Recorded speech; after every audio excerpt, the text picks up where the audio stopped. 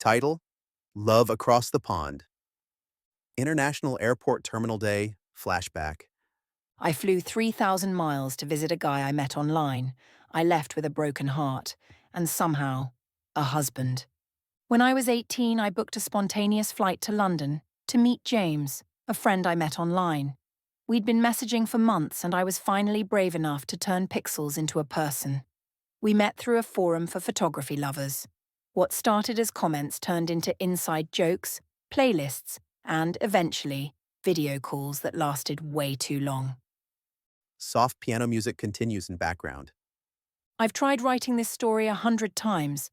I wanted it to be perfect, because to me it was. It's the kind of story romance movies are made of. But until they put it on a screen, I'll do my best to tell it here. International plane in flight night. I was 18 when I boarded a flight to London, a 10-day spontaneous trip to visit James, a friend I'd met online.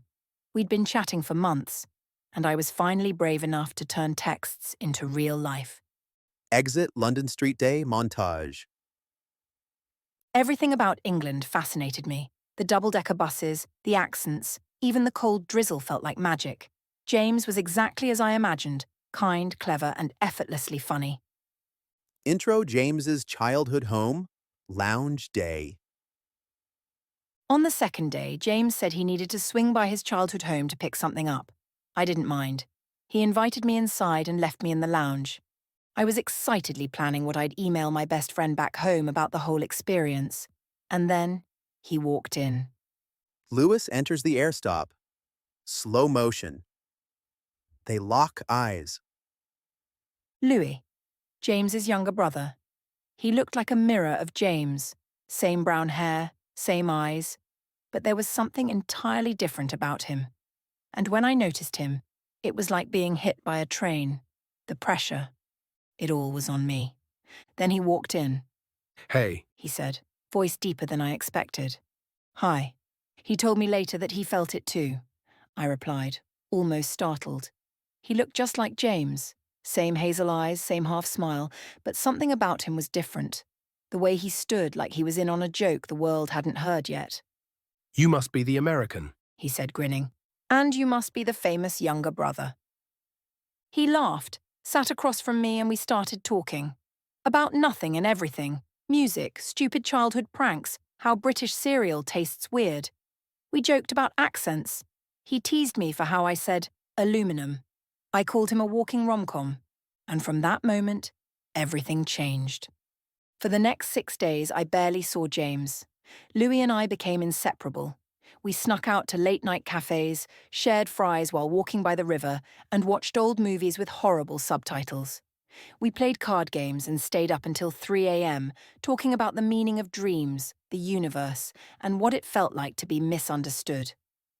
James returns, sees them laughing, raises an eyebrow, amused. Montage, Louis and I spending 6 days together. From then on, everything changed. I didn't want to do anything James and I had originally planned. I just wanted to be with Louis. For 6 days straight, we were inseparable. He took me to the movies, we grabbed dinner, swam under stars, wandered through bookstores and museums. No dull moments. Ever. Intro Lewis's room, night, movie playing. On the 7th night, I was half asleep on his shoulder when he leaned in. I love you. I almost didn't hear it, but I felt it. I didn't say it back. Not then. But I felt it too. Exit balcony, night, long conversation, stars above. On the 9th day, we sat on his parents' balcony just talking. About the future. About us.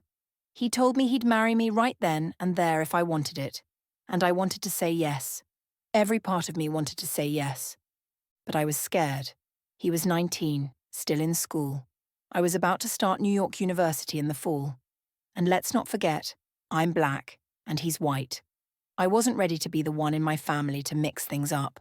Not at that age. And 3,000 miles, that kind of distance can kill even the strongest feelings.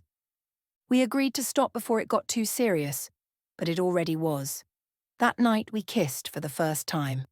And I swear my heart ached in a way I've never felt before or since. International Airport Departure Gate. Day. He drove me to the airport the next morning. We got there early just to sit together, to hold on to what little time we had left. We kissed one more time before I left. We didn't exchange numbers.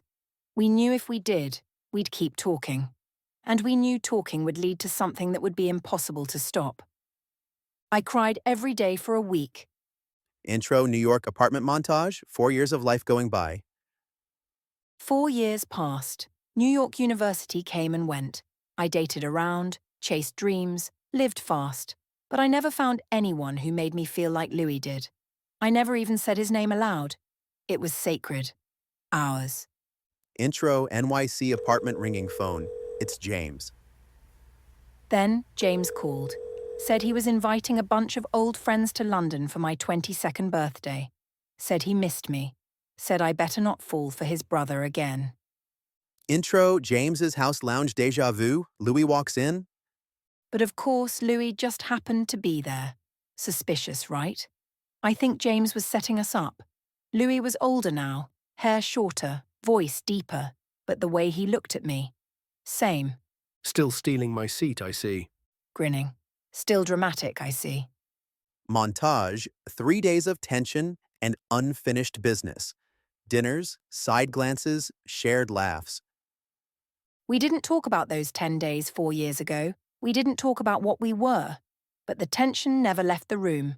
Every laugh, every look, it was still there. Exit, Thames River, night, birthday walk.